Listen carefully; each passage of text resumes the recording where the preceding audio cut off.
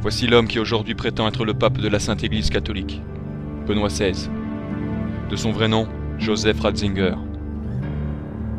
Joseph Ratzinger était l'un des théologiens les plus radicaux de Vatican II. Ses idées ont grandement influencé et guidé les étapes révolutionnaires du Concile. À Vatican II, Ratzinger traînait autour d'hérétiques connus, comme Karl Rahner. Et bien qu'il était prêtre, il s'est montré à Vatican II non pas habillé en soutane, mais en costume-cravate. Nommé cardinal par Paul VI en 1977, Ratzinger est devenu 7 ans plus tard préfet de la Congrégation pour la doctrine de la foi. Au cours des années, cet homme a écrit une quantité impressionnante de livres. Les hérésies de Ratzinger ont pu être rassemblées dans cette vidéo après avoir lu, en plus de ses nombreux discours, 24 livres dont il en est l'auteur. C'est maintenant plus que jamais le moment d'exposer les hérésies de l'homme qui prétend être le pape. Les stupéfiantes hérésies de Joseph Ratzinger, Benoît XVI. L'hérésie de Benoît XVI sur les Juifs. Basée sur les Écritures et la tradition, l'Église catholique enseigne infailliblement qu'il est nécessaire pour le salut de croire en Jésus-Christ et la foi catholique. Jean 8, 24. Car si vous ne me croyez pas ce que je suis, vous mourrez dans votre péché. Pape Eugène IV, Concile de Florence, 1439 ex cathedra. Prononcement infaillible. Quiconque veut être sauvé doit avant tout tenir la foi catholique. Mais il est nécessaire pour le salut éternel qu'il croit aussi fidèlement à l'incarnation de notre Seigneur Jésus-Christ. Fils de Dieu, Jésus-Christ, est Dieu et homme. L'Église catholique enseigne infailliblement que l'ancienne alliance a cessé lors de la venue du Christ pour y être remplacée par la nouvelle alliance. C'est pourquoi le Concile de Florence a enseigné que ceux qui pratiquent l'ancienne loi et la religion juive pêchent mortellement et qu'ils sont étrangers à la foi du Christ, et affirment qu'ils ne peuvent pas du tout avoir part au salut éternel, sauf si un jour ils reviennent de ces erreurs. Mais en 2001, la Commission biblique pontificale a publié un livre qui s'appelle « Le peuple juif et ses saintes écritures dans la Bible chrétienne ». Ce livre rejette le dogme disant que l'ancienne alliance a cessé.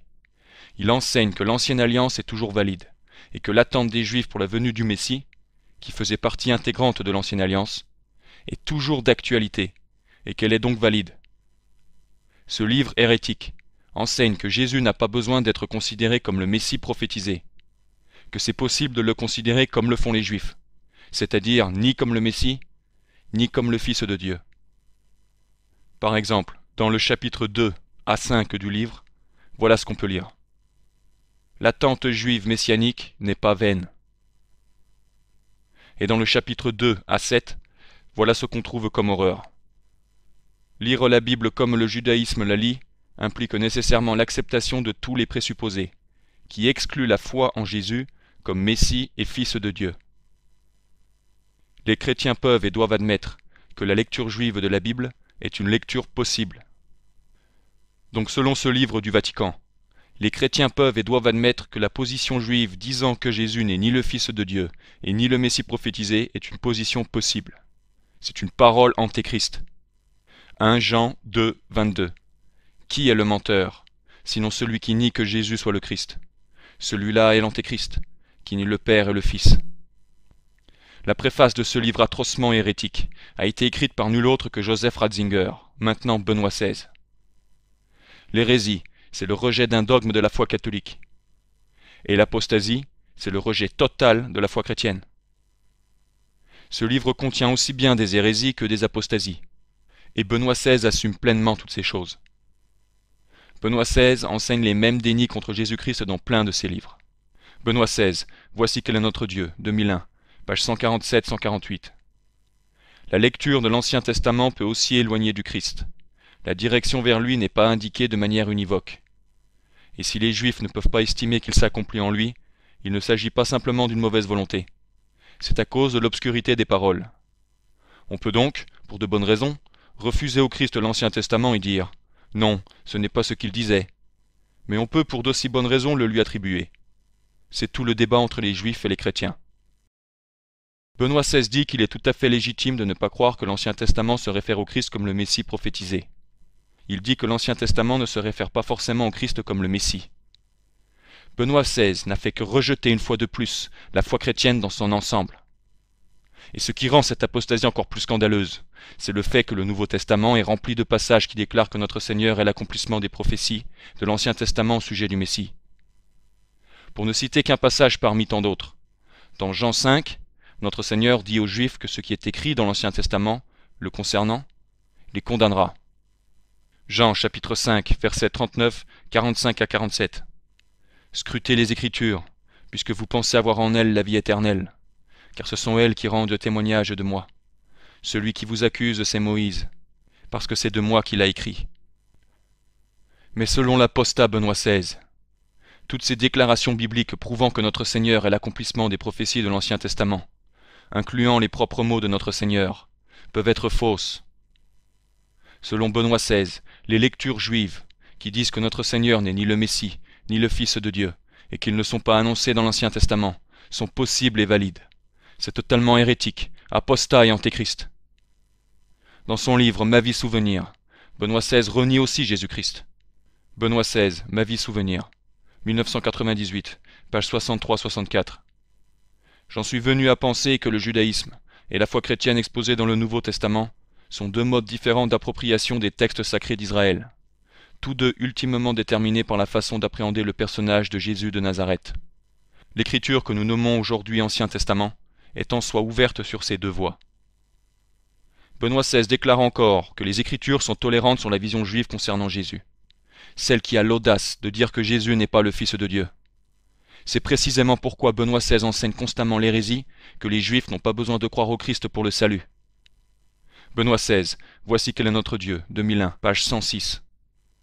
Le nom des Juifs au Christ, d'un côté, met les Israélites dans une situation conflictuelle avec l'action de Dieu qui continue, mais nous savons aussi d'un autre côté qu'en même temps, la fidélité de Dieu leur est assurée. Ils ne sont pas exclus du salut.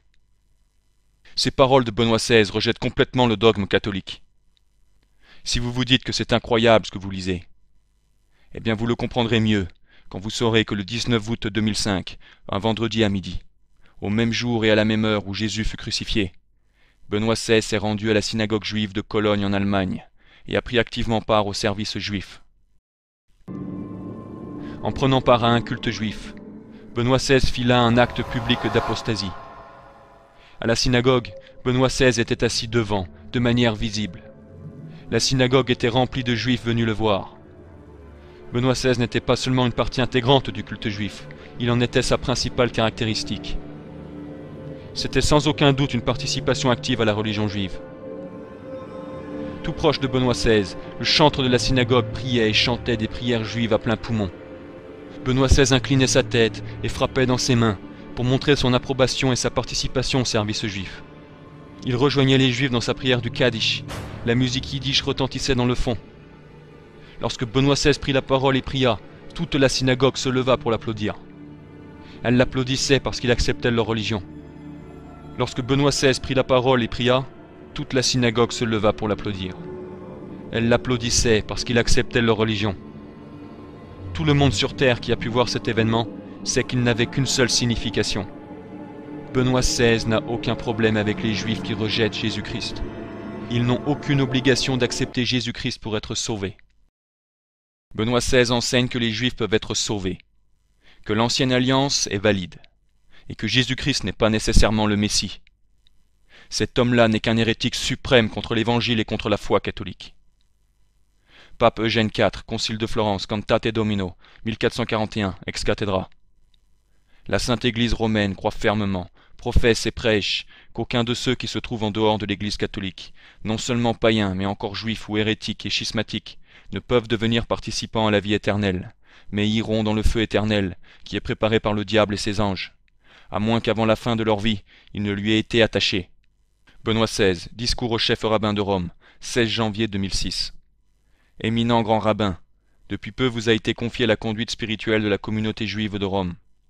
Je forme de tout cœur des vœux fervents pour votre mission, et je vous assure de mon estime et de mon amitié cordiale, ainsi que celle de mes collaborateurs. Ce n'est qu'apostasie. Benoît XVI encourage le chef rabbin dans sa soi-disant mission. Il exprime aussi son estime pour le rabbin et son apostolat, qui rejettent le Christ. L'enseignement de Benoît XVI, Les protestants et les schismatiques n'ont pas besoin d'être convertis. Les hérétiques et les schismatiques, tels les protestants et les soi-disant orthodoxes orientaux, sont hors de l'Église catholique et doivent être convertis à la foi catholique pour l'unité et le salut. Il est nécessaire qu'ils acceptent tous les dogmes catholiques et les conciles, incluant les définitions dogmatiques du Concile Vatican I de 1870. C'est un enseignement catholique infaillible. Mais Benoît XVI enseigne que les protestants et les orthodoxes orientaux n'ont pas besoin d'être convertis et qu'ils n'ont pas besoin d'accepter le Concile Vatican I. Benoît XVI, Les principes de la théologie catholique, 1985, pages 220 et 221. L'exigence maximale de l'Occident à l'égard de l'Orient serait de demander une reconnaissance de la primauté de l'évêque de Rome, selon toute l'étendue définie en 1870, et la soumission à une pratique de cette primauté telle que celle acceptée par les uniates. L'exigence maximale de l'Église catholique à l'égard du protestantisme serait celle de regarder les ministères ecclésiastiques des protestants comme nuls, totalement invalides, et d'exiger tout simplement la conversion au catholicisme. Il reste au bilan que les solutions maximalistes ne comportent aucun espoir réel d'unité. Regardez bien ça.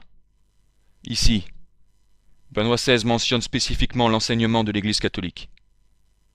Mais c'était pour mieux rejeter par la suite l'enseignement de l'Église, qui dit que les protestants et les orthodoxes schismatiques doivent être convertis à la foi catholique. Benoît XVI dit que leur conversion et l'acceptation qu'ils doivent avoir de Vatican I et de la papauté n'est pas la voie de l'unité. C'est un rejet de la foi catholique dans toute sa puissance. Il répète la même hérésie quelques lignes plus loin dans son livre, où il dit que les non-catholiques ne sont pas tenus d'accepter la primauté papale. Page 221. Mais d'un autre côté, il ne peut absolument pas considérer la manière dont se présente la primauté au XIXe et XXe siècle comme étant la seule possible qui s'imposerait à tous les chrétiens. Les gestes symboliques de Paul VI, jusqu'à son agenouillement devant le représentant du patriarche œcuménique, le schismatique patriarche Athénagoras, veulent justement exprimer cela. Benoît XVI se réfère ici à la primauté papale, et il dit que tous les chrétiens ne sont pas tenus de croire à la primauté papale. Cette primauté papale avait été définie par le Concile Vatican I en 1870. Donc ça signifie que Benoît XVI prétend être catholique et pape, tout en disant que les hérétiques et les schismatiques ne sont pas tenus de croire en la papauté. C'est l'une des plus grosses fraudes de l'histoire humaine. Benoît XVI admet même que les gestes œcuméniques de Paul VI à l'égard du patriarche schismatique Athénagoras ont été précisément faits pour exprimer que les schismatiques n'ont pas besoin d'accepter la primauté papale. C'est un déni fracassant du Concile Vatican I. Pape Pie IX, Concile Vatican I, ex cathedra. Nous renouvelons la définition du Concile œcuménique de Florence, qui impose aux fidèles de croire que le Saint-Siège apostolique et le Pontife romain détiennent le primat sur tout l'univers. Telle est la doctrine de la vérité catholique, dont personne ne peut s'écarter sans danger pour la foi et le salut. L'Église a été fondée sur la primauté, par notre Seigneur Jésus-Christ, comme le déclare l'Évangile. Pape Boniface VIII, Unam Sanctam, 18 novembre 1302, ex cathedra. Nous déclarons, disons et définissons qu'il est absolument nécessaire au salut, pour toute créature humaine, d'être soumise au pontife romain. En voyant tout ça, les gens doivent sérieusement considérer le grand mal qui se cache derrière, à quel point c'est hérétique et schismatique. Considérer que Benoît XVI croit que tous les chrétiens ne sont pas tenus d'accepter la primauté papale, ça prouve en soi qu'il est un hérétique manifeste. En plus, la même stupéfiante hérésie est enseignée par le préfet de Benoît XVI, celui du Concile pontifical pour l'unité des chrétiens de 2001 à 2010, le cardinal Walter Casper. Aujourd'hui, nous ne comprenons plus l'œcuménisme au sens d'un retour, selon lequel les autres seraient convertis, et reviendraient se faire catholiques. Ceci fut expressément abandonné à Vatican II. La déclaration de Casper ici est si hérétique que même des défenseurs de Benoît XVI se sentent obligés de labelliser Casper comme un hérétique. Mais comme on l'a vu, Benoît XVI croit exactement la même chose. Dans la citation qui va suivre, on va voir que Benoît XVI dit presque mot pour mot ce qu'a dit Casper en rejetant le dogme catholique. Benoît XVI, Journée mondiale de la jeunesse, discours œcuménique à l'archevêché de Cologne, 19 août 2005. Et à présent demandons-nous, que signifie rétablir l'unité de tous les chrétiens ? Cette unité ne signifie pas ce que l'on pourrait appeler un œcuménisme du retour, c'est-à-dire renier et refuser sa propre histoire de foi. Absolument pas. Benoît XVI fait exactement comme Casper, cet hérétique notoire. Il rejette avec audace l'œcuménisme du retour, c'est-à-dire le mouvement poussant des non-catholiques à retourner à la foi catholique, en rejetant et en quittant leur secte hérétique. Il rejette mot pour mot l'enseignement du pape Pie XI. Pape Pie XI, Mortalium Animos, 6 janvier 1928. Il n'est pas permis, en effet, de procurer la réunion des chrétiens autrement qu'en poussant au retour des dissidents à la seule véritable Église du Christ. Benoît XVI ne peut pas être plus formellement hérétique. Pour lui, les protestants et les soi-disant orthodoxes schismatiques n'ont pas besoin de se convertir et d'accepter le Concile Vatican I. C'est juste flagrant. Benoît XVI nie aussi bien les enseignements dogmatiques de Vatican I que la nécessité de la foi catholique pour le salut. Voilà pourquoi Benoît XVI encourage le patriarche schismatique quand il nous a résumé son ministère. Benoît XVI, discours, 12 novembre 2005. Vénérés frères, à cet égard je vous demande d'apporter mon salut cordial au patriarche Maxime, premier hiérarque de l'Église orthodoxe de Bulgarie. Veuillez vous faire les interprètes de mes vœux pour sa santé et pour l'heureuse reprise de son ministère. Benoît XVI encourage un non-catholique, le patriarche schismatique. Il fait le résumé de son ministère non-catholique et schismatique. Benoît XVI, discours, 23 mai 2005. La vénérable Église orthodoxe de Bulgarie. Il appelle vénérable une église schismatique et non catholique. Par ça, Benoît XVI montre juste qu'il est schismatique. Et c'est pas fini. Benoît XVI ne s'arrête pas là. Voilà plus de ses hérésies sur les protestants. À la page 226 de son livre Les principes de la théologie catholique, il rejette explicitement le fait de convertir les protestants. Le catholique ne mise pas sur la dissolution des confessions et sur la décomposition de la réalité ecclésiale qui se trouve dans le monde protestant. Mais tout à l'inverse, il espère un renforcement de la confession et de la réalité ecclésiale. Benoît XVI ne veut pas que la fausse religion protestante se dissolve et se convertisse au catholicisme. En revanche, il espère que les protestants se renforceront dans leur confession du protestantisme. À Vatican II, Benoît XVI niait aussi que les non-catholiques devaient être convertis. Benoît XVI, Theological Highlights of Vatican II, 1966, pages 61 et 68. Entre-temps, l'Église catholique n'est pas en droit d'absorber d'autres églises. Une unité basique d'églises restant les églises qu'elles sont, bien que ne devenant qu'une seule église, doit remplacer l'idée de conversion. Cet homme-là n'est juste pas catholique. Benoît XVI loue la grandeur de la ferveur religieuse de Luther. Martin Luther était l'un des pires hérétiques de l'histoire de l'Église. Il attaqua avec férocité l'Église catholique et ses dogmes. En plus du fait qu'il ne dénonce pas Luther comme étant un hérétique, Benoît XVI parle souvent positivement des positions de Luther. Il le loue même. À Vatican II, Benoît XVI s'est même plaint que le document Gaudium et Spes se basait trop sur Teilhard de Chardin, et pas suffisamment sur Martin Luther. Benoît XVI, Les principes de la théologie catholique, page 293. Ce centre religieux, qui chez Luther porte tout. L'aspiration du pardon. Ce qui chez lui, du fait de la grandeur de sa passion religieuse, rend tout le reste malgré tout supportable, et l'ordonne autour d'un noyau chrétien. C'est déjà affreux en soi. Mais la version anglaise de ce passage montre une louange de plus de Benoît XVI pour Luther. La grandeur de sa ferveur spirituelle. On attribue à Benoît XVI le fait d'avoir pu sauver la déclaration conjointe avec les luthériens sur la justification de 1999. Benoît XVI encourage les méthodistes à faire partie de cette affreuse déclaration. C'est un texte hérétique qui rejette le Concile de Trente.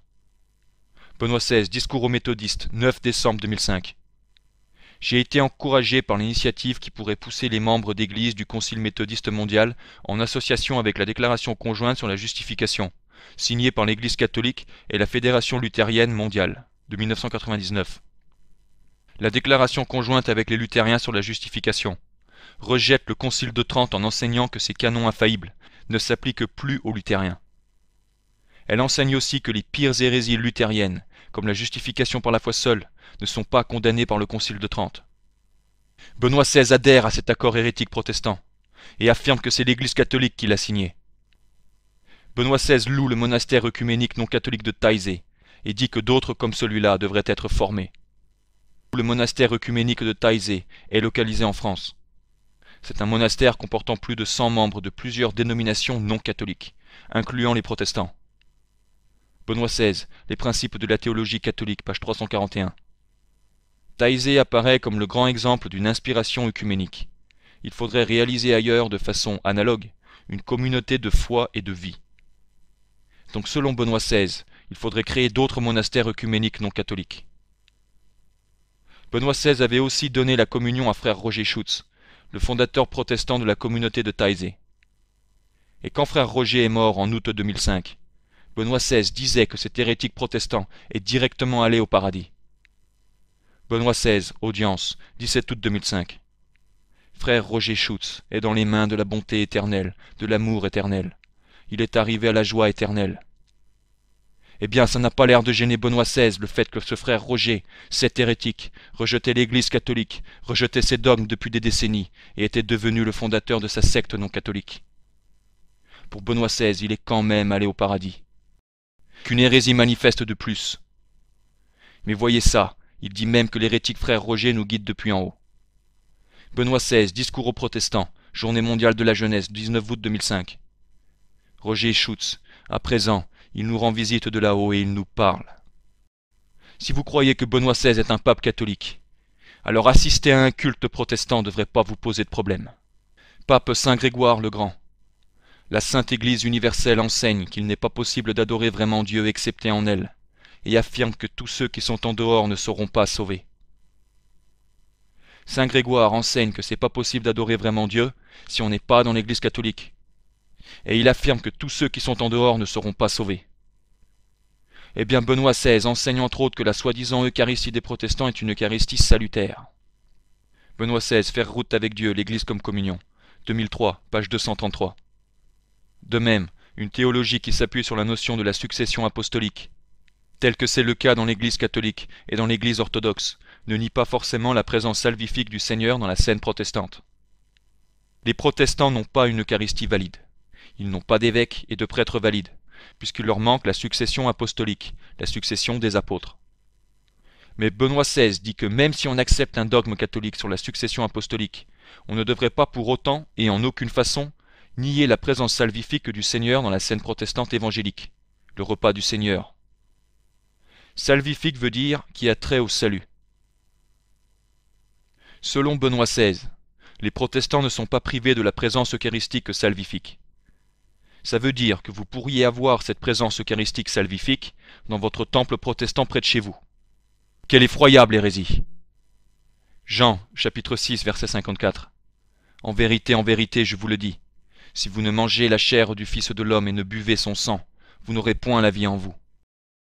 Benoît XVI enseigne que le protestantisme, le christianisme évangélique sauve. Page 235.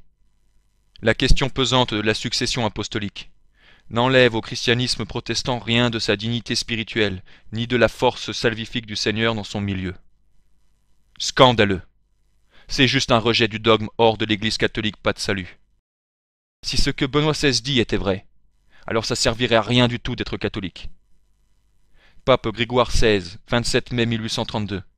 Finalement, certains parmi ces gens égarés tentent de se persuader à eux-mêmes et à d'autres que les hommes ne sont pas sauvés uniquement dans la religion catholique, mais que même les hérétiques peuvent obtenir la vie éternelle. Benoît XVI dit que le protestantisme n'est pas une hérésie. Benoît XVI, Frère dans le Christ, 1960, page 87-88. Il n'existe pas encore dans la pensée catholique une catégorie adaptée au phénomène du protestantisme contemporain. On pourrait en dire autant en ce qui concerne les rapports avec les églises séparées d'Orient. Il est patent que la vieille catégorie de l'hérétique ne s'applique plus dans le cas. Au cours d'une histoire d'ores et déjà séculaire, le protestantisme est devenu une composante sérieuse de la foi chrétienne réalisée. Il a pu remplir une fonction positive. Conséquence qu'on ne peut éluder.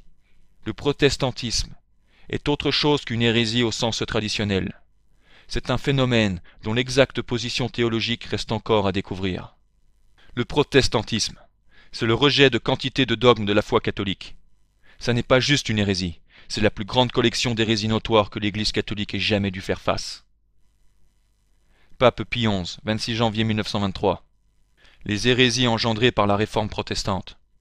C'est dans ces hérésies que l'on découvre les débuts de cette apostasie de l'humanité dans l'Église. Benoît XVI ne dit pas seulement que les protestants ne sont pas hérétiques. Il dit que c'est le protestantisme en lui-même qui n'est pas une hérésie. C'est une preuve indéniable que Benoît XVI n'est pas catholique. Cet homme-là n'est qu'un hérétique suprême, la fraude. L'hérésie de Benoît XVI contre les sacrements. En 2001, le Vatican a approuvé un document avec l'Église assyrienne schismatique de l'Est. Le document dit que les membres de l'Église Vatican II peuvent se rendre dans cette Église schismatique pour y recevoir la communion, et vice-versa. Le document a été approuvé par Benoît XVI. Le problème de ce document, en plus du fait que les schismatiques assyriens ne sont pas catholiques, c'est que la liturgie schismatique n'a aucun mot de consécration. Elle n'a aucun récit d'institution. Benoît XVI mentionne le problème dans un de ses nombreux livres. Benoît XVI, Faire route avec Dieu, l'Église comme communion, 2003, page 217. Ce cas a nécessité des études particulières, parce que l'anaphora d'Adaï et de Marie, qui sont le plus souvent employés chez les Assyriens, ne contient pas de récit d'institution. Cependant, ces difficultés ont pu être résolues. Benoît XVI admet que la liturgie schismatique n'a pas de mot de consécration. Mais la contradiction fourbe, c'est qu'il approuve quand même le fait qu'on puisse recevoir la communion dans la liturgie schismatique. Liturgie qui n'a pas de mot de consécration. Et ce qui explique pourquoi Benoît XVI ait pu parvenir à cette incroyable décision, c'est qu'il nie que les mots soient nécessaires pour une consécration valide. Benoît XVI, Les principes de la théologie catholique, 1985, page 421. La validité de la liturgie dépend d'abord non pas de mots déterminés, mais de la communauté de l'Église. C'est un rejet total de l'enseignement sacramentel catholique. Pape Eugène IV, Concile de Florence, 1449. Tous ces sacrements sont accomplis par trois constituants. Des choses qui en sont comme la matière, des paroles qui en sont comme la forme, et la personne du ministre qui confère le sacrement avec l'intention de faire ce que fait l'Église. Si l'un de ces constituants manque, le sacrement n'est pas accompli. Le fait que Benoît XVI croit que les messes ne comportant aucun mot de consécration soient valides, ça prouve que cet homme-là n'a pas un millième de millimètre carré de foi catholique sur sa peau. C'est un hérétique manifeste contre l'enseignement sacramentel de l'Église. Et on trouve cette hérésie dans plein de ses livres. Benoît XVI dit que le baptême donné aux enfants n'a aucune raison d'exister. Benoît XVI, Les principes de la théologie catholique, page 45. La querelle du baptême des enfants est un signe qui montre combien nous avons perdu de vue l'essence de la foi. Quand son ouverture sur le catéchuménat est entièrement supprimée, on atteint la limite où finit sa légitimité. C'est-à-dire, on atteint la limite où finit la légitimité du baptême. Petite info au passage. La version anglaise de cet extrait est beaucoup plus explicite et donne directement le point de vue perfide de l'apostat Benoît XVI. En tout cas, Benoît XVI dit que dès que le baptême est séparé du catéchuménat, ça veut dire le baptême qu'on donne aux enfants, et bien que ce genre de baptême perd sa raison d'être. Benoît XVI dit donc que le baptême donné aux enfants n'a aucun sens. Voilà pourquoi dans son livre « Voici quel est notre Dieu », il rejette la nécessité du baptême donné aux nourrissons, disant carrément que c'est pas très inspiré. Vous verrez que Benoît XVI atténue par un grand mot ce qu'il voulait vraiment dire, que le baptême donné au nouveau-né est une chose niaise. Page 281-282. Question. Et qu'en est-il des milliers d'enfants qui sont tués déjà dans le ventre maternel? Réponse. La question des enfants qui n'ont pu être baptisés, parce que victimes d'avortement, nous tourmente d'autant plus. Il me semble que dans le passé, on avait élaboré une doctrine pas très inspirée. On disait que le baptême nous donnait, par la grâce sanctifiante, la capacité de contempler Dieu. On voulait par là défendre la nécessité d'un baptême précoce, mais la solution proposée pose un nouveau problème. Cet hérétique suprême dit que les personnes du passé avaient élaboré, donc qu'ils n'avaient pas reçu directement du Christ, l'enseignement sur la nécessité de baptiser les nouveau-nés pour leur permettre d'atteindre la grâce sanctifiante. Il a même l'audace de dire que cet enseignement n'est pas très inspiré. Quelle grosse hérésie! Car il a été infailliblement défini par les conciles de Florence et de Trente que le sacrement du baptême est nécessaire au salut et que les jeunes enfants, les nourrissons, qui meurent sans avoir reçu le sacrement du baptême ne peuvent pas être sauvés. Benoît XVI dit que l'adoration du Saint-Sacrement est une perte de temps. Dans la version allemande de son livre de 1967, Sacrement et existence chrétienne, prière et vie, voilà ce que dit Benoît XVI. Se rendre à l'Église dans le but qu'on puisse rendre visite à Dieu qui y est présent est un acte insensé que l'homme moderne rejette avec raison. Les hérésies de Benoît XVI contre les Saintes Écritures.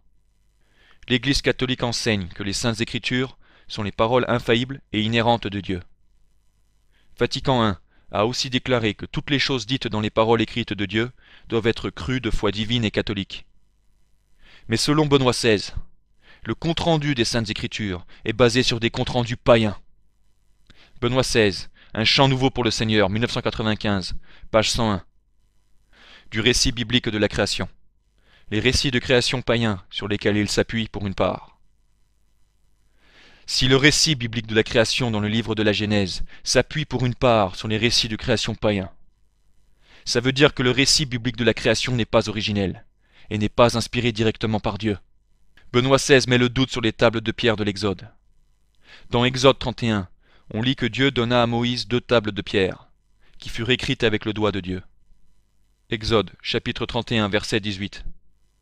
Or le Seigneur, ayant achevé les discours de cette sorte sur la montagne de Sinaï, donna à Moïse les 2 tables de pierre du témoignage, écrites du doigt de Dieu. Benoît XVI, voici quel est notre Dieu, 2001, page 116-118. Question. Mais la question se pose. Ces commandements ont-ils vraiment été transmis lors d'une apparition de Dieu à Moïse sur la montagne? Sur des tables de pierre écrites de la main de Dieu, comme il est dit?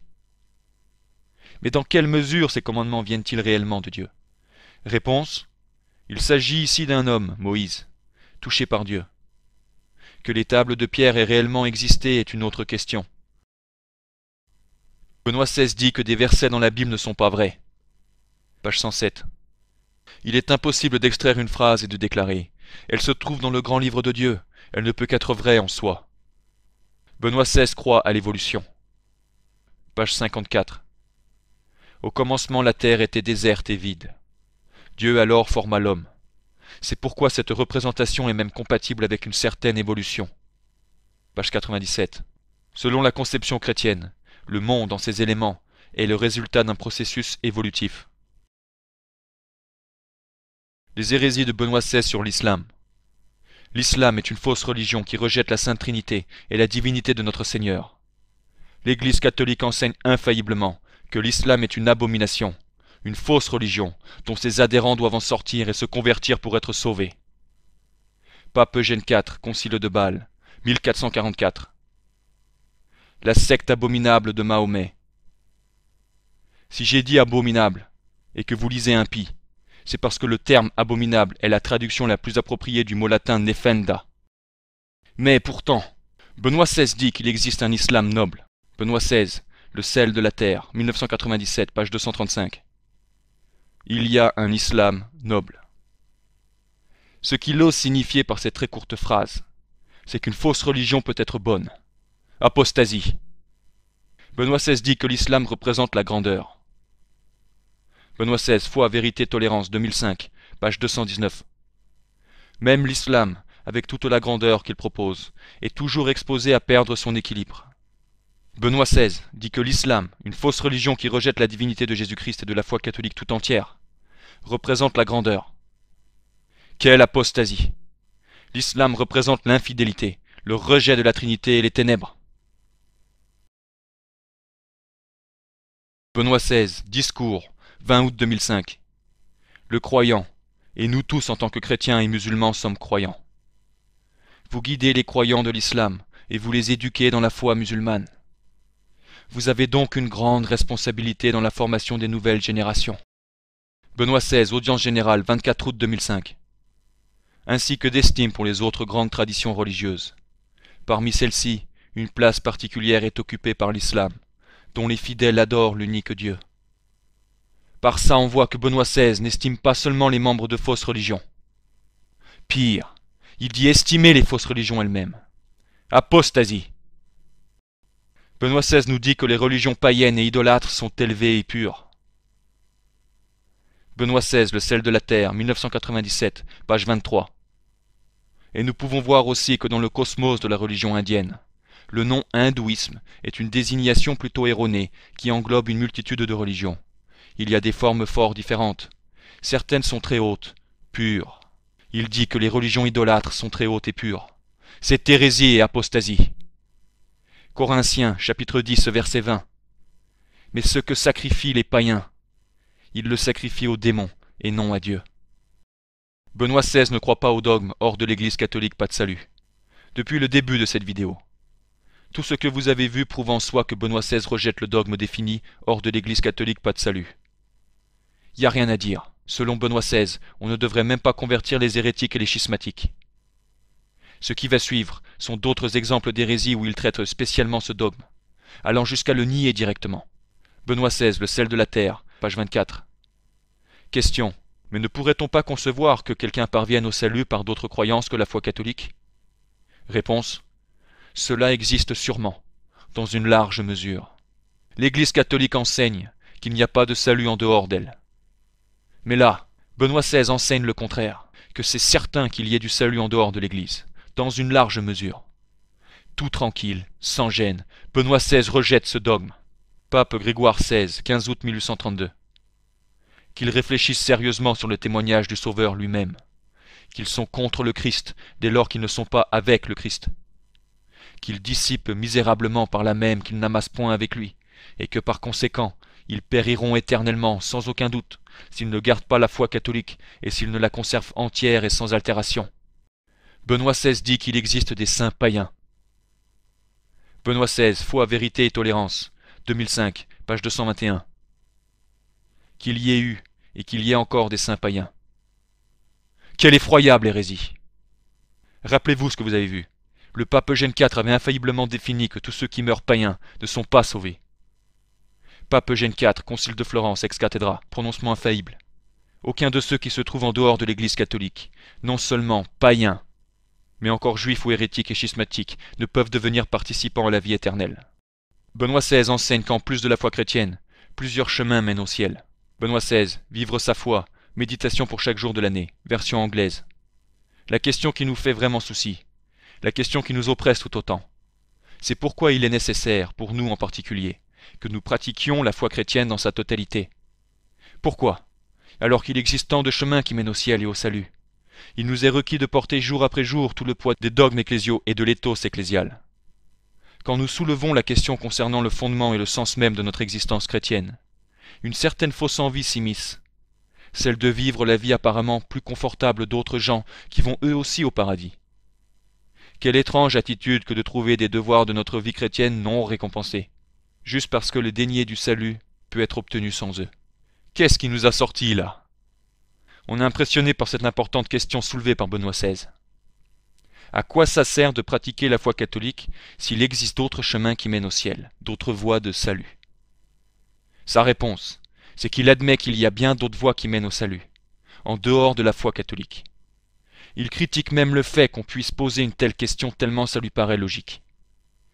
Tout ce qu'a fait Benoît XVI, c'est de rejeter dans toute sa puissance la vérité révélée de la foi catholique, que Jésus-Christ est la seule voie de salut et que la foi catholique est nécessaire au salut. Pape Léon XII, 5 mai 1824. Par la foi divine, nous tenons un Seigneur, une foi, un baptême, et que nul autre nom sous le ciel n'est donné aux hommes excepté le nom de Jésus, par lequel nous devons être sauvés.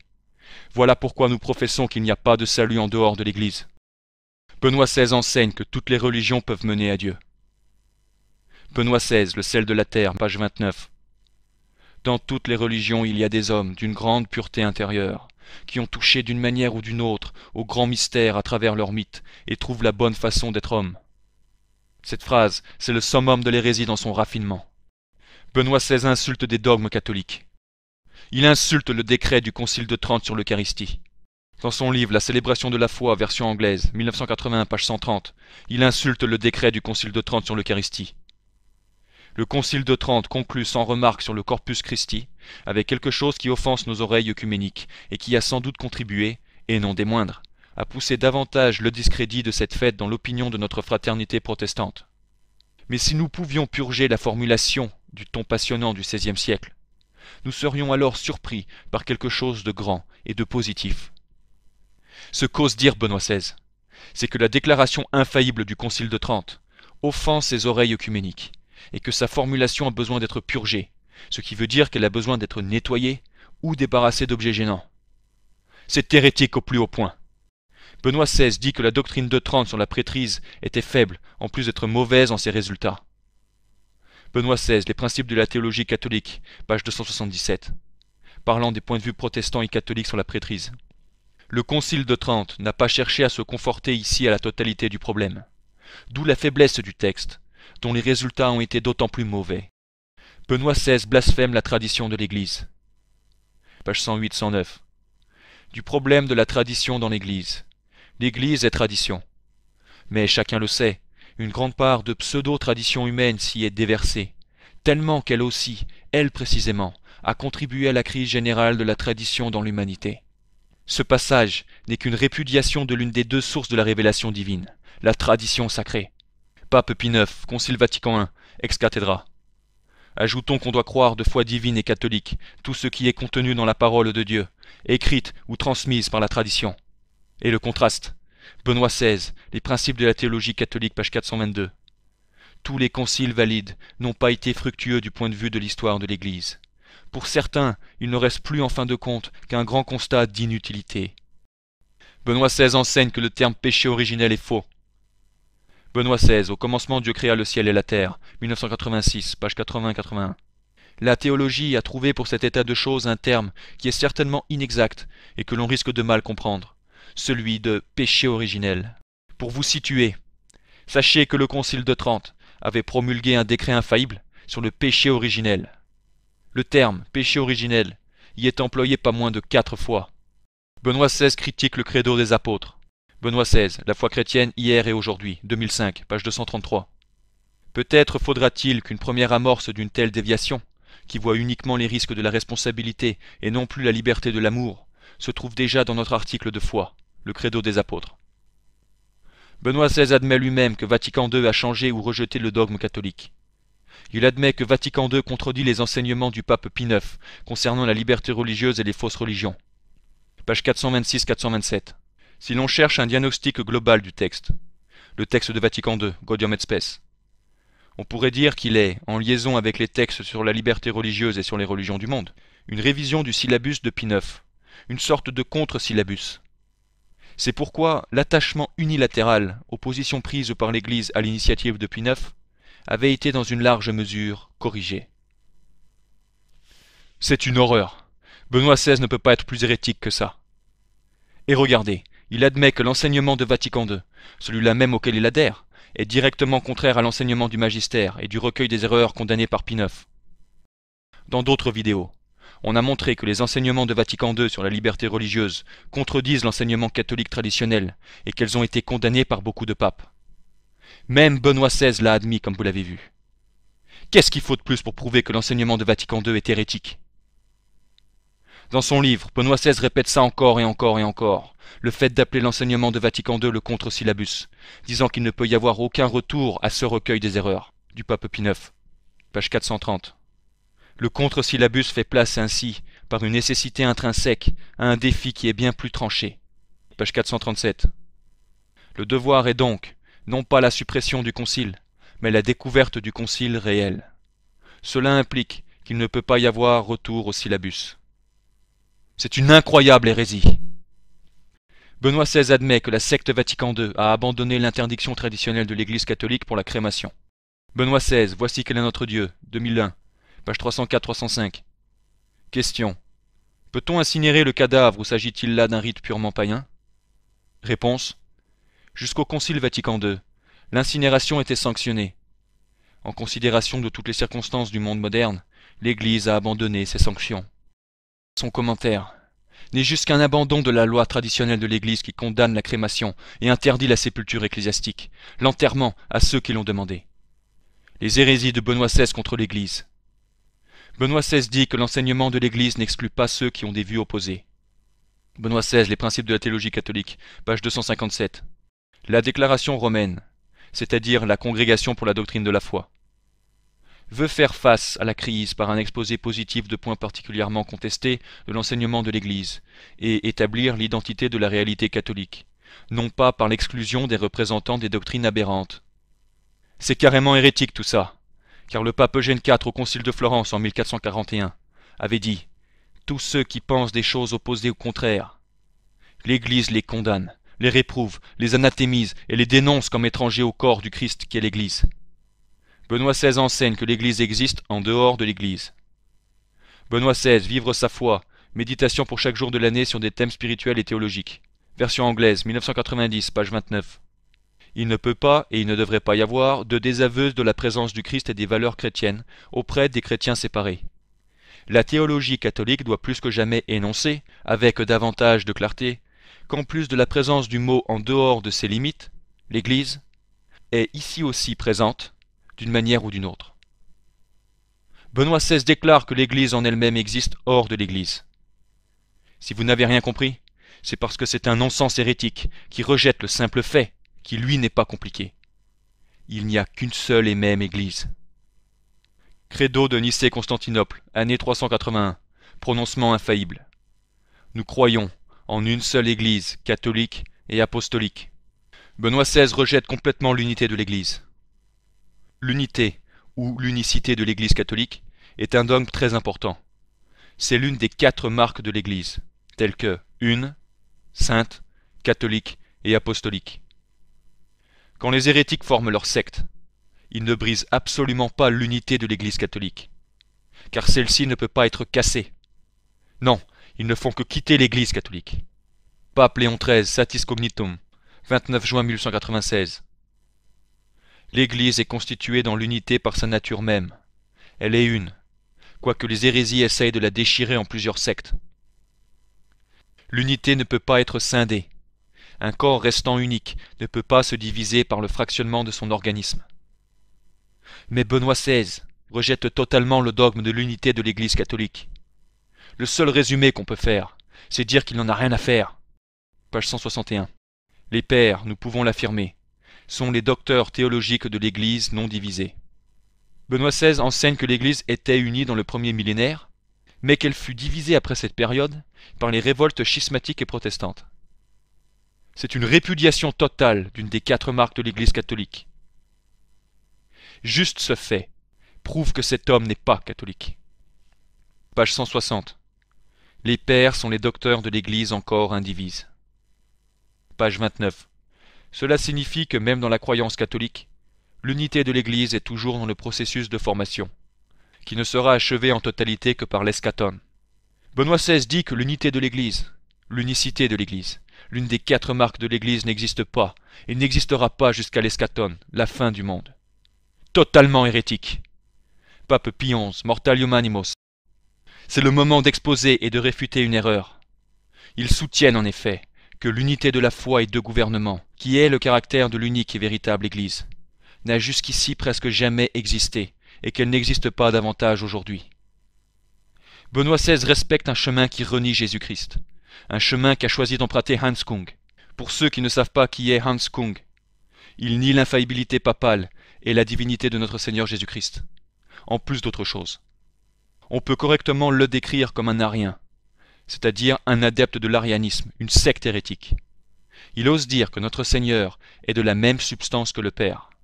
Benoît XVI, Le sel de la terre, 1997, page 95. Hans Kung n'a rien retiré de sa constatation de la papauté, mais il a plutôt radicalisé sa position. En Christologie aussi et dans la doctrine de la Trinité, il s'est encore éloigné de la foi de l'Église. Je respecte son chemin, qu'il suit selon sa conscience. Benoît XVI ne dit pas simplement qu'il respecte Hans Kung, ce qui serait déjà grave. Il dit qu'il respecte son chemin, c'est-à-dire qu'il respecte le déni de Jésus-Christ. C'est une apostasie totale. Benoît XVI ne croit pas à la résurrection du corps. La résurrection du corps est un dogme important. En plus de faire partie du credo des apôtres, il a été défini presque plus que n'importe quel autre dogme de la foi. Pape Grégoire X, Concile de Lyon II, 1274, prononcement infaillible. La même Sainte Église romaine croit et affirme fermement que néanmoins, au jour du jugement, tous les hommes comparaîtront avec leur corps devant le tribunal du Christ pour y rendre compte de leurs actions. Pape Innocent III, 1215, ex cathedra. Tous ressusciteront avec leur propre corps qu'ils ont maintenant. Pape Benoît XII, ex cathedra. Tous les hommes comparaîtront avec leur corps devant le tribunal du Christ pour rendre compte de leurs actes personnels. Mais Benoît XVI nie carrément ce dogme. C'est une autre preuve qu'il est un hérétique manifeste. Benoît XVI, La foi chrétienne hier et aujourd'hui, 2005, page 252. Il est donc clair que l'essence de la foi en la résurrection ne consiste pas dans l'idée d'une restitution des corps, telle que nous l'imaginons habituellement. Page 255. De quoi il est question exactement dans le message biblique de la résurrection? Le contenu essentiel de ce message n'est pas la représentation d'une restitution des corps aux âmes après une longue période intermédiaire. Page 259. Paul, répétons-le encore une fois, n'enseigne pas la résurrection des corps, mais celle des personnes. Effroyablement hérétique. Conclusion. Dans son dossier sur les élections papales, voilà ce que dit The Catholic Encyclopedia de 1914. Bien sûr, l'élection d'un hérétique, d'un schismatique ou d'une femme, comme pape, serait nulle et invalide. Dans sa bulle Cum ex apostolatus officio, le pape Paul IV enseigne qu'un hérétique ne peut pas être un pape validement élu. Et ça, même si l'élection s'est passée avec l'unanimité de tous les cardinaux. Pape Paul IV, 15 février 1559. En vertu de cette constitution nôtre, valide à perpétuité, nous décidons, statuons, décrétons et définissons.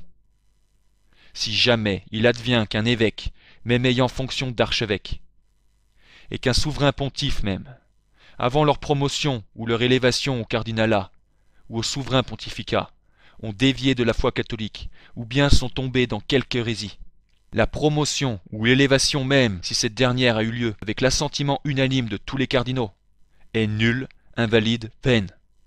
On ne pourra tenir l'élection pour légitime en aucune de ces parties. Ces personnes ainsi promues ou élevées seront, par le fait même, sans qu'il faille quelque autre déclaration ultérieure, privées de toute dignité, position, honneur, titre, autorité, fonction et pouvoir à la fois. En conséquence, il ne sera permis à aucune personne d'enfreindre ce texte. Si quelqu'un avait la présomption de le tenter, qu'il sache que cela lui fera encourir l'indignation de Dieu Tout-Puissant et des bienheureux apôtres Pierre et Paul. Saint Antonin, Saint Robert Bellarmin et Saint François de Sales enseignent tous qu'un hérétique ne peut pas être un pape valide. Saint Robert Bellarmin. Un pape manifestement hérétique cesse automatiquement d'être le pape et la tête, de la même façon qu'il cesse automatiquement d'être un chrétien et un membre de l'Église. De ce fait, il peut être jugé et puni par l'Église. C'est l'enseignement de tous les anciens pères, qui enseignent que les hérétiques manifestes perdent immédiatement toute juridiction. Saint François de Sales. Lorsque le pape est explicitement hérétique, il se retrouve par ce fait même déchu de sa dignité et hors de l'Église. Saint Antonin, 1459. Dans le cas où le pape deviendrait un hérétique, il se trouverait séparé de l'Église rien que par ce fait, et sans autre jugement. Une tête séparée du corps ne peut, tant qu'elle demeure dans cet état, être la tête du même corps dont elle a été coupée. Un pape qui serait séparé de l'Église par l'hérésie cesserait donc, rien que par ce fait, d'être la tête de l'Église. Il ne pourrait pas être à la fois hérétique et pape, car puisqu'il serait hors de l'Église, il n'en posséderait pas les clés. Dans l'histoire de l'Église, il y a déjà eu plus de 40 antipapes. C'étaient des gens qui prétendaient être des papes valides, mais qui en fait n'avaient pas été élus canoniquement. Certains de ces antipapes ont même régné à Rome durant certaines périodes de temps. Benoît XVI est un hérétique manifeste, point final. On l'a prouvé dans cette vidéo, il n'y a juste pas de doute. Il enseigne que notre Seigneur Jésus-Christ n'est peut-être pas le Messie, que l'Ancien Testament est valide, que les Juifs et autres peuvent être sauvés sans croire au Christ, que les schismatiques et protestants n'ont pas besoin de se convertir, que les non-catholiques ne sont pas tenus d'accepter Vatican I, que des monastères protestants devraient être construits, que le protestantisme n'est même pas une hérésie, que la messe est valide sans les mots de consécration, que le baptême pour les enfants n'a aucun but, que le dogme de la messe est corrompu jusqu'à la moelle, que les écritures sont remplies de mythes, que la fausse religion de l'islam est noble, que les religions païennes sont élevées, qu'il y a un salut en dehors de l'Église catholique, que les dogmes catholiques ont besoin de purge, que Vatican II a rejeté l'enseignement catholique sur les libertés religieuses, que l'unité de l'Église n'existe pas et que la résurrection du corps ne se produira pas. Juste pour en nommer quelques-uns. Selon les enseignements de l'Église catholique, Benoît XVI n'est pas un pape, c'est un antipape non catholique, que les catholiques doivent complètement rejeter. Il préside, au-dessus de la nouvelle religion Vatican II, un faux catholicisme qui a abandonné la tradition et les dogmes de la Sainte Église catholique apostolique et romaine. Et la caractéristique principale de Benoît XVI, c'est que c'est un trompeur qui fait le malin. Une des façons dont il est arrivé à faire croire aux gens qu'il est conservateur, malgré le fait qu'ils disent de stupéfiantes et effroyables hérésies manifestes, comme vous l'avez vu, c'est qu'on trouve des passages conservateurs greffés ici et là, au milieu de ces écrits et de ces effroyables hérésies. Mais tout ça n'est pas nouveau, car le pape Pie VI disait que les hérétiques inspirés par le diable ont toujours utilisé de telles tactiques d'infiltration pour inculquer des hérésies et tromper des gens. Le pape Pie VI disait que le fait de camoufler les hérésies par des déclarations ambiguës ou en les rendant conservatrices ou contradictoires était la tactique employée par l'hérétique Nestorius, et que les catholiques ne doivent pas laisser les hérétiques s'en tirer comme ça, qu'ils ne doivent pas se faire piéger par leurs manœuvres. Ils doivent se fixer sans considération sur l'hérésie qui a été dite par l'hérétique. Les hérétiques ont toujours utilisé des ambiguïtés et des tromperies pour insinuer leurs hérésies et ne pas se faire passer pour trop révolutionnaires. Le phénomène, c'est que plus l'hérétique est trompeur, plus il est efficace au service du diable. L'hérétique Arius du IVe siècle avait été très efficace à répandre l'hérésie qui nie la divinité du Christ, car il impressionnait les gens par son apparence, son ascétisme et sa dévotion. Le pape Pie VI enseignait que si quelqu'un voilait une hérésie par une ambiguïté, alors tout catholique devait s'accrocher à ce sens hérétique pour le faire sortir de sa cachette et de son ambiguïté. Mais tout ça c'est logique. Dites-vous ça. Si un homme dit qu'il est contre l'avortement, mais qu'il vote répétitivement en sa faveur, vous penserez quoi d'un type comme ça? Le juste dira que ça n'est qu'un pro-avortement hérétique. Et même si cet hérétique vous sortirait quelquefois des enseignements de l'Église qui vont contre l'avortement, ça ne changera rien à ce fait que c'est un hérétique pro-avortement. La même chose s'applique à l'apostat Benoît XVI. Bien qu'il dise des choses conservatrices ici et là, en mélangeant des choses ambiguës ou contradictoires, ça ne change rien au fait qu'il enseigne d'effroyables hérésies et qu'il n'est pas catholique. Benoît XVI est l'un des hommes les plus maléfiques de l'histoire humaine, car il prétend avoir l'autorité sur l'Église du Christ, tout en enseignant que l'on est libre de rejeter le Christ. Il prétend être le pape, alors qu'il enseigne que les gens sont libres de rejeter la papauté. Il prétend être le chef de la foi chrétienne, tout en enseignant que ce n'est pas nécessaire de considérer notre Seigneur Jésus-Christ comme le Messie. Donc ne vous faites pas avoir par Benoît XVI, qui est inspiré par le diable. Ne vous faites pas avoir s'il opère des manœuvres conservatrices pour faire en sorte de garder les gens dans la religion apostate Vatican II. Ne vous faites pas avoir s'il rend la messe traditionnelle plus largement disponible. Ne vous faites pas avoir s'il dit certaines choses pour se mettre dans la poche les groupes de pensée traditionnels. Le diable saura camoufler toutes ces opérations, du moment que vous acceptez la nouvelle religion de Benoît XVI, ou que vous considérez Benoît XVI et ses évêques apostats comme étant catholiques. Mettez-vous ça dans le crâne. Ces gens enseignent que Jésus-Christ et la foi catholique n'ont pas de sens. Les prophéties catholiques ont prédit que dans les derniers jours, il y aura une apostasie massive de la foi catholique dans la ville même de Rome. Cette apostasie découle d'antipapes qui se font passer pour de vrais papes, ayant créé une secte de contrefaçon. Notre-Dame de la Salette, France, 19 septembre 1846. Rome perdra la foi et deviendra le siège de l'Antéchrist. L'Église sera éclipsée. Notre-Dame de la Salette nous dit que Rome perdra la foi et deviendra le siège de l'Antéchrist, et que l'Église sera éclipsée. Ça coïncide avec les prophéties des Saintes Écritures, Apocalypse 17 et 18, que la cité aux 7 collines, Rome, deviendra une prostituée.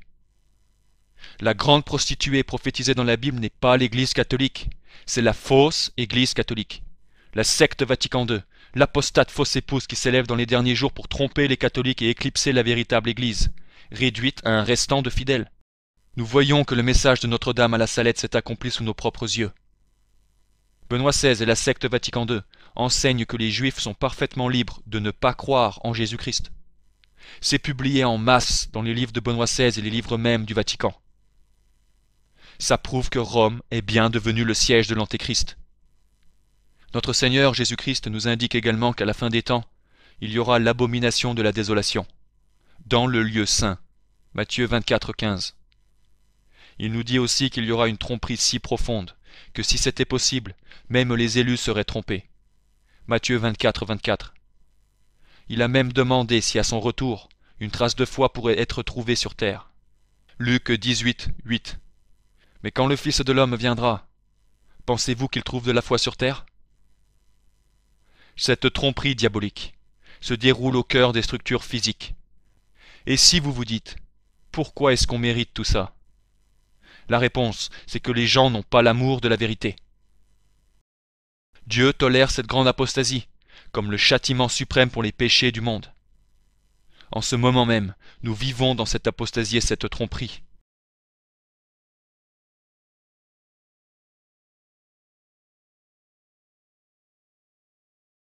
Ce que les gens doivent faire, c'est complètement rejeter l'antipape Benoît XVI, la nouvelle messe et la nouvelle religion apostate Vatican II.